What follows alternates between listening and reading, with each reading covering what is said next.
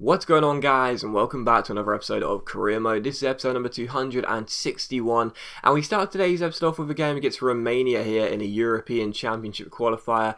And well, if you can believe this, we actually drew this game 0-0, even with Romania going down to 10 men with 32 minutes still on the clock. So that was a real surprise, considering the fact that Romania were bottom of the table and had only picked up 1 point before this game.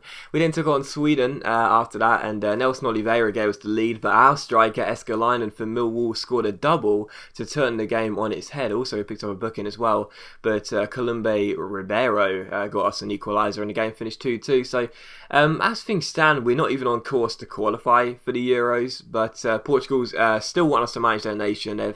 They've given us an extension on our contract. Of course, after a year it sort of refreshes, if you will, and you need to accept it or else other nations will come in. And as per usual, I do it every single time. I'll stall the offer and I'll wait for other offers to come in, but I may as well just turn everything down now, because of course we won't reach the Euros. That's at the end of next season, not this season, and of course this season will be our last. So as Wales come in here a day after, not as glamorous as Portugal to be honest, but as Wales come in a day after, I may as well just reject both, because even though it's nice to have something else to show you guys whilst the career mode episodes are going on, it's kind of pointless. Do you know what I mean? Like, even though it's good to show, it's good to have another aspect of career mode, when there's no ends to it, it's kind of pointless even showing you the qualifiers, because we're not even going to reach the tournament. But even so, we'll keep going just because it's trivial and I like to do it, but it's still a little bit sort of I don't know, it just feels like a little bit of a waste of time, but we'll keep going regardless, just because it's fun to have something else to look at. But anyway, it's time for the biggest game of the season here. Yes, here we are. We're taking on Spurs at White Hart Lane in the Barclays Premier League, and of course you would have seen there 2 points separating us with 11 games to go. So yeah, very, very tight at the top as things stand. Of course, this is potentially not a title decider because there's still so many games to go. After this game, there's still be 10 games to go, but it's definitely one of those games where whoever wins, you'd feel as though they have the upper hand going into the final 10 games of the season. And of course, the first game at the Den finished 4-3. It was, in my opinion, one of the games of the career mode, and so I was expecting the same here. That's why I put the half length to 8 minutes. I wanted to have a really good game full of drama to show you guys. And the first chance fell there, but our former goalkeeper Liali made a really good save. And then in the 14th minute, it's a good free kick routine by Spurs. Townsend, the former Millwall loanee, takes aim, but Jack Butler makes a really, really good save. So good stop by Butler there, facing the goalkeeper who used to be in a Millwall jersey, Liali. Both goalkeepers needing a good performance, and that's a really good stop by our English keeper. And from the corner, it's crossed in to the centre. Butler comes a long way to claim it. What a catch that was. Throws it out to Polo, flicks it onto the Ox, and the Ox is clear. There are no Spurs players back, only Nathaniel Klein, who he beats with the fake shot and scores. So the Ox gives us the lead.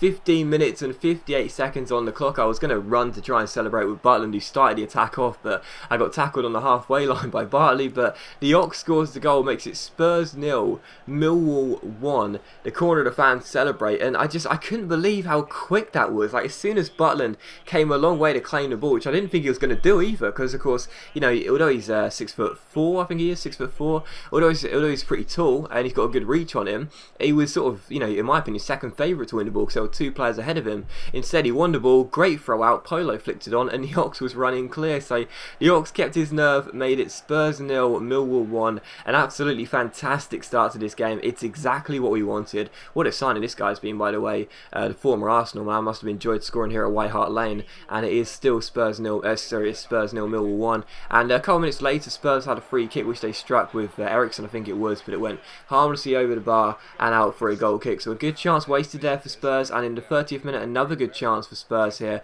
They really couldn't afford to lose this game, otherwise we'd open up a 5-point gap at the top of the table. And so as Bale finds Ericsson, he plays through Danny Welbeck, and what a miss that was by the former United man. Had to finish that chance, but instead he put it wide and it went out for a goal kick. So a big miss by Welbeck there, and it was still Spurs 0, Millwall 1. And from the goal kick, we came forward with Luke Shaw. We played the ball over top towards Raheem Sterling. He's got the better of Fabian Schär, crosses the ball in, but unfortunately in the centre, we just couldn't turn it with Polo. Liali smothers his body and keeps it at 1-0. And that was how the first half would finish. So the Spurs players would walk off the pitch dejected because they knew in the second half they'd have to have a big performance because losing this game was unacceptable. You know, I'm saying that on their behalf. Losing this game was something they couldn't afford to do because we would open up a 5-point gap and we would be heavy favourites to go on to claim this title again.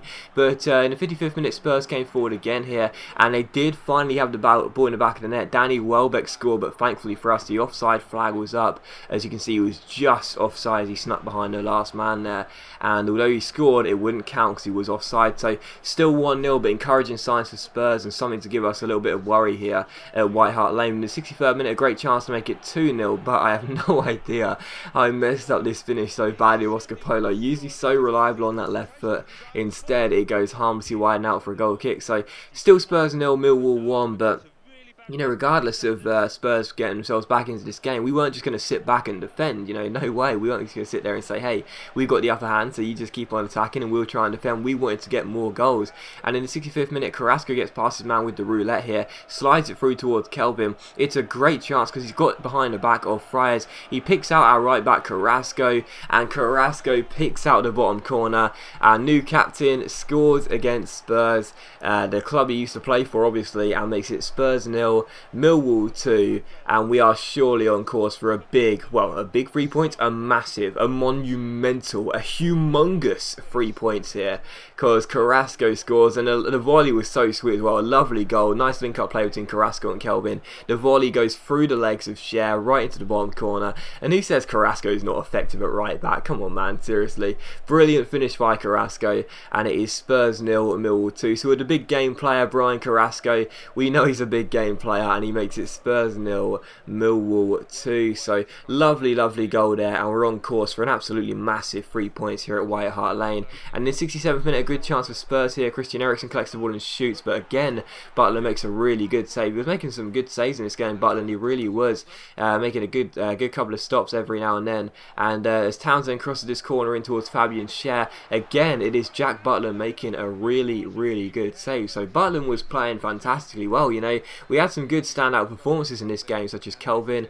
and Carrasco, and Yox was playing really well too. But to be honest, in my opinion, man of the match was Jack Butland at this stage, making a couple of really good saves, and it was still Spurs 0, Millwall 2. And in the 73rd minute, Oscar Polo collects the ball, spreads it out wide towards Kelvin. Again, Ezequiel Friars can't keep up with the Brazilian. He's tugging his shirt, but he can't stop him going forward. He ends up getting put on the floor. Kelvin shoots, but Liali makes a good save at the near post and keeps it at 2-0. So Friars was having an absolute mare down that right-hand side. Most of the goals were coming from that right side, and Friars, the left-back, just couldn't defend. And it was still 2-0. And from the corner, we crossed it in with Carrasco. Kevin Bartley's header as well, saved by Liali, but he couldn't get it behind for a corner. It only went up in the air, and Escalainen, who came off the bench, makes it Spurs 0, Millwall 3. So Escalainen, Ibra's regen, gets another goal for us here. The corner of our fans celebrate because we are on course for that massive 3 points. There's no doubt about it now. There is no doubt about it now. We are going to get the 3 points, and Spurs